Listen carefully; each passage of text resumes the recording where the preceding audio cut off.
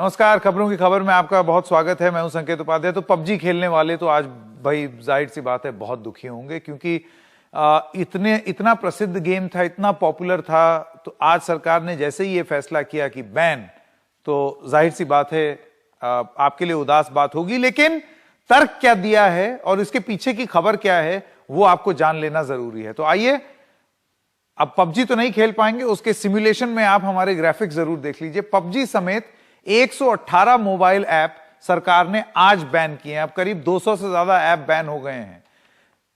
ये है फेस यू, वीचैट वर्क, बाइडू, इन सबको भी सरकार ने बैन किया है। तो ये सारे ऐप्स जो हैं, इनका चाइना से कुछ ताल्लुकात हैं, इस वजह से इनको अब क्यों बैन किया है ये देख लें। संप्रभुता सुरक्षा के लिए खतरा है ये ऐप, ये लॉजिक दिया है सरकार ने अपनी तरफ से। यूजर्स की सूचनाएं चुराने का आरोप लगाया है कि ये चुरा करके किसी और सर्वर में भेज रहे थे। जून में अगर आपको याद हो, टिकटॉक, हेलो समेत करीब करीब 60 ऐप बैन किए गए थे। उसके बाद और भी ऐप उन्होंने बैन किए थे। जुलाई में जैसे करीब 47 चीनी ऐप को बैन किया था, और अब इसी श्रृंखला में ये 118 ऐप भी जुड़ गए हैं, यानी कि टोटल 200 पार ऐप बैन हो चुके हैं। बैन ऐसे समय जब लद्दाख में चीन के साथ तनाव हो रहा है। तो क्या इसको एक कोरिलेशन की तरह जोड़ करके देखा जाए कि वहां चीन में बवाल, जैसे ही बॉर्डर पे कुछ बवाल हो, खट से यहां पर ऐप बैन हो जाए। अब पबजी पर बैन के मायने क्या हैं, आइए आपको वो बताएं। भारत में इसके करीब करीब 3.3 करोड़ यूजर हैं। ये हैं भारत के इसके यूजर। पबजी लाइट को भी बैन किया है, यानी कि पबजी का एक छोटा वर्जन, उसको भी बैन किया है। लेकिन क्या डेस्कटॉप पर चलेगा पबजी? ये एक सवाल है जो कि हमें एक्सपर्ट से पूछना होगा कि सपोज अगर आपने ऐप बैन कर दिया और मैं अगर डेस्कटॉप पे खेलना चाहूं तो। इसमें चीनी कंपनी टेंसेट का पैसा लगा हुआ था। तो अब क्या ये जाहिर सी बात है एक ये चाइना वाले एंगल के तहत ही इसको बैन किया गया है? क्या ये एक महत्वपूर्ण बात है?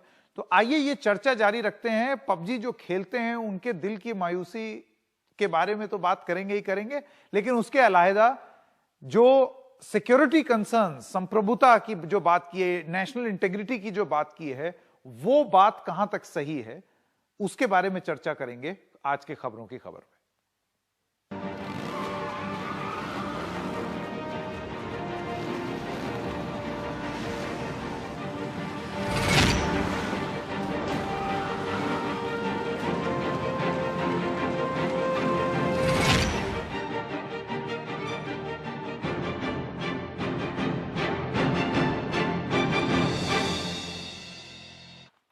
मैं स्वागत करना चाहता हूं हमारे दो मेहमानों का। विराग गुप्ता, आप वकील हैं, साइबर मामलों के एक्सपर्ट हैं, और Jiten Jain, cyber security expert हमारे साथ जुड़ गए हैं। आप दोनों का बहुत बहुत धन्यवाद। आप दो ऐसा पर्सपेक्टिव लाते हैं, ऐसा दृष्टिकोण देंगे जो कि दोनों सुनना बहुत जरूरी है। मैं जैन साहब आपसे शुरू करना चाहता हूं। जो तर्क दिया गया है जितिन, जो तर्क दिया गया है वो ये है कि भारत की संप्रभुता के खिलाफ है, ये नेशनल इंटेग्रिटी पर चोट है। ऐप से डेटा लीक हो करके किसी और सर्वर में बाहर जा रहा था, चोरी किया जा रहा था। बिल्कुल यही लॉजिक दिया गया था पहले भी जब ऐप बैन हुए। लेकिन ये सारे ऐप जो हैं वो, इसमें चाइना की कंपनीज जो हैं वो उनकी पेरेंट कंपनी है।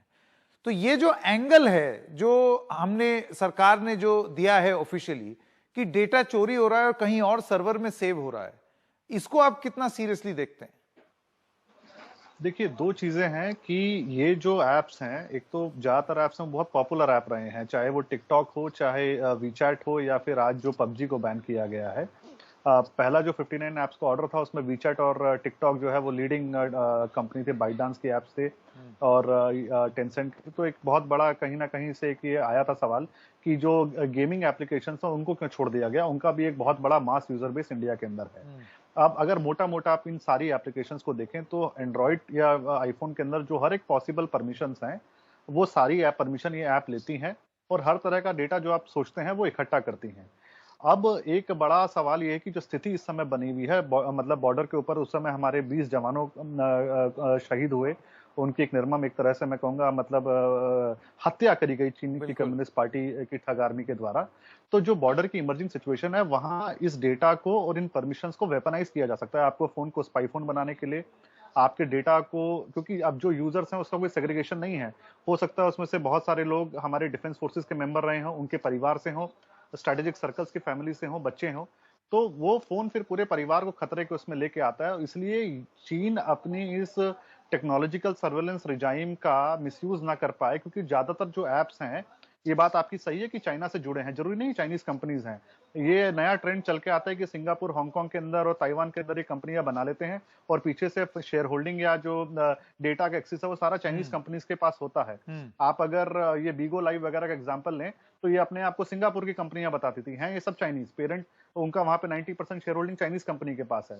तो इस खतरे को, बॉर्डर की जो इमर्जिंग सिचुएशन है, जो एक तरह से आज हमारी संप्रभुता को खतरा है, अखंडता को जो चुनौती दी जा रही है बॉर्डर के ऊपर, उसके अंदर साइबर क्षेत्र के अंदर डेटा को वेपनाइज करके चीन मिसयूज ना कर ले, उसको ध्यान में रखते हुए इन एप्स को ये जरूरी था। हाँ, तो ये दो चीजें आपने बोली कि एक तो डेटा चोरी अभी तक नहीं कर रहे थे लेकिन आगे कर सकते हैं, तो एक तरीके की एंटिसिपेटरी स्ट्राइक। ऐसा नहीं है, नहीं नहीं नहीं नहीं नहीं, ऐसा नहीं, आपकी आवाज कट रही है जितिन जी, मैं वापस आऊंगा, एक सेकंड जरा विराग गुप्ता के पास चले जाऊं, आपकी आवाज ठीक हो जाए उसके बाद वापस आएंगे। विराग गुप्ता, आपने सुना जितिन का क्या कहना है कि डेटा जो है वो ये सारी कंपनीज जो हैं वो अपना साइबर सर्वेलेंस वॉरफेयर चाइना इस्तेमाल कर सकता है। मैं एक और चीज पूछ रहा हूं, जो तर्क है, जो ऑफिशियल स्टेटमेंट है मैंने देखी, उसमें ये लिखा था कि ये एप्स डेटा यहां से लेकर के और किसी और सर्वर पर सेव कर देते हैं। अभी जितिन जैन का ये कहना है कि वो सारी परमिशन ले लेते हैं। मैं पूछना ये चाहता हूं कि सारी परमिशन तो फेसबुक भी लेता है और सारी परमिशन ट्विटर भी लेता है, और ये भी सारी इंफॉर्मेशन जो है वो हिंदुस्तान में तो स्टोर करते नहीं है। सारी लड़ाई का फसाद ही यही है, ये सब जाकर के यूएस में स्टोर होता है। तो इन दोनों चीजों को अलग कैसे, जो तर्क दिया गया है वो तो तर्क सारे ऐप्स पर लाजमी है, लागू है। आपने बिल्कुल सही बात बोला है, और पिछले 8 वर्षों से इस विषय पर हम अलग अलग मोर्चों पर, हाई कोर्ट हो या सरकार के सामने, इस मुद्दे को रख रहे हैं। और अभी हमने एक रिसर्च भी किया है जिसमें देश में जो बड़े 50 ऐप हैं उनकी हमने डेटा पॉलिसी को एनालाइज किया है, और ये बताया है कि भारत में जो हर विदेशी ऐप है वो भारत का डेटा विदेशों कंपनियों के साथ, विदेशी सरकारों के साथ शेयर कर रहा है।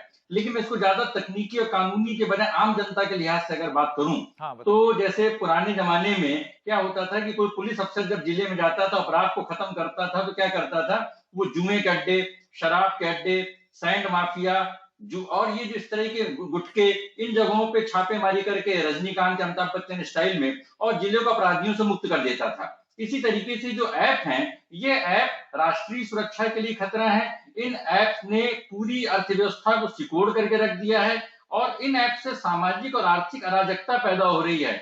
इसमें दो बड़े दुर्भाग्य हैं।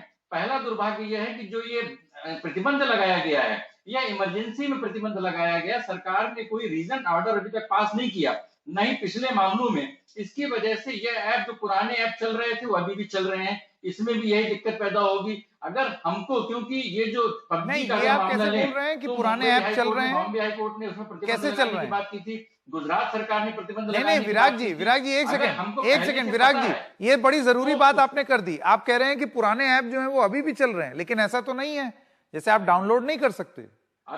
अभी जो है, अभी दिल्ली हाई कोर्ट में एक मामला आया जिसमें कि जो ऐप हैं, उन ऐप्स की कुछ जगहों पर अभी भी पिछले दरवाजे से, चोर दरवाजे से, आपको जितने उसको टेक्नोलॉजिकली सही ढंग से समझाएंगे, जो पुराने डाउनलोडेड ऐप हैं वो पिछले दरवाजे से, चोर दरवाजे से चलाए जा सकते हैं। सवाल दो हैं, मतलब प्रॉक्सी सर्वर इस्तेमाल करके, कि सरकार ने जो तर्क दिया है उस तर्क से सारे विदेशी ऐप के ऊपर कार्रवाई क्यों नहीं होनी चाहिए। और दूसरा तर्क ये है कि राष्ट्रीय सुरक्षा के जो खतरे का जो विषय है, इस विषय पर इतने सालों से जानकारी थी, तो आईटी एक्ट जो ब्लॉकिंग रूल्स हैं उनके तहत रीजन ऑर्डर देकर के कार्रवाई हो, जिससे कि यह ऐप दोबारा चोर दरवाजे से वापस नहीं, ताकि ऐप दोबारा ना आ जाए। ठीक है जितिन जैन, लेकिन देखिए एक काउंटर आर्ग्यूमेंट इसमें यह है कि अगर एक ब्लॉक बैन संस्कृति शुरू हो जाएगी भारत में, आज पबजी ठीक है, जितने माँ बाप हैं आज तो वो बेहद खुश होंगे, क्योंकि ये ऐप जो है ये एक बहुत बड़ी मुसीबत का जड़ बन गया था। भाई कितने सारे ऐसे केस हो गए थे जिसमें मर्डर्स हो रहे थे, और मर्डर करने वाला बोलता था कि मैंने पबजी से प्रेरणा ली, तो ये एक न्यूसेंस तो बन ही गया था जितिन।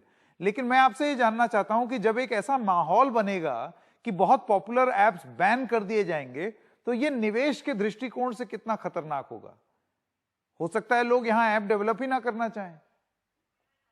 आप आप इसको खाली टेक्नोलॉजिकल रिस्ट्रिक्शन या बैन के रूप में ना देखें, ये कोई टेक्नोलॉजिकल थ्रेट के अलावा एक बहुत बड़ा स्ट्रेटेजिक थ्रेट भी है। इसको बड़े कैनवस के अंदर आपको देखना होगा, जो इमर्जिंग बॉर्डर सिचुएशन है।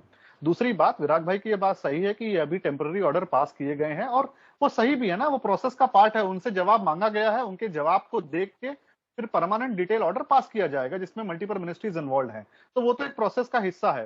दूसरा, जहां तक बैन कल्चर की बात है, तो इसमें चीन ने तो पिछले 15 साल से सारे ऐप्स बैन करने करे हैं, तो उल्टा चोर कोतवाल को डांटेगा, जो अपने यहाँ पूरे मतलब वेस्टर्न मीडिया के ऐप्स को, इंडियन ऐप्स को, आधों को पूरे विश्व, जो Twitter, Facebook, global popular email या इंस्टेंट मैसेजिंग एप्लीकेशन है, सारे वहां पे बैन है। और वो चाहते हैं कि यहाँ पे हम बिजनेस रूल्स को, WTO के गाइडलाइंस को फॉलो करें, उनको फ्री मार्केट दें। तो ये दोहरा चरित्र चाइना का सामने आ रहा है, पहली बात। दूसरी बात, वो जो भी करें या ना करें, देखिए आज हमारे देश के अंदर अगर कोई पाकिस्तान से आता है तो उसकी एक्स्ट्रा स्क्रूटिनी होती थी, क्योंकि वहां से आपको थ्रेट है। चाइना से भी अब कोई आता है तो उसके ऊपर additional compliance, restriction, additional scrutiny जो है वो हो रही तो है। ये एक तरीका आपका ये कहना है कि जिससे सर्विलेंस हो रहा है, और इस वजह से अगर सरकार सतर्क हो रही है और कार्रवाई कर रही है तो इसमें कुछ गलत नहीं है, या सर्विलेंस होने के चांस है। इसको प्रिएम्प्ट करने के लिए सरकार ने ये स्ट्रेटेजिक मूव उठाया है कि इस तरह की साइबर जासूसी ना हो पाए। जी, विराग गुप्ता और जितेंद्र जैन, मेरे पास समय थोड़ा कम है, इसलिए आप दोनों का बहुत बहुत धन्यवाद यहाँ पर भाग लेने के लिए और अपनी अपनी बात रखने के लिए। एक छोटे से ब्रेक के लिए रुक रहे हैं, लेकिन जब ब्रेक के बाद आएंगे तो देखिए, प्रधानमंत्री ने बहुत पहले ही इसके बारे में एक बार जिक्र किया था, जनवरी 2019 में, यानी कि मोदी 1.0 में ही। क्या बोला था, जरा सुन लीजिए। पबजी वाला है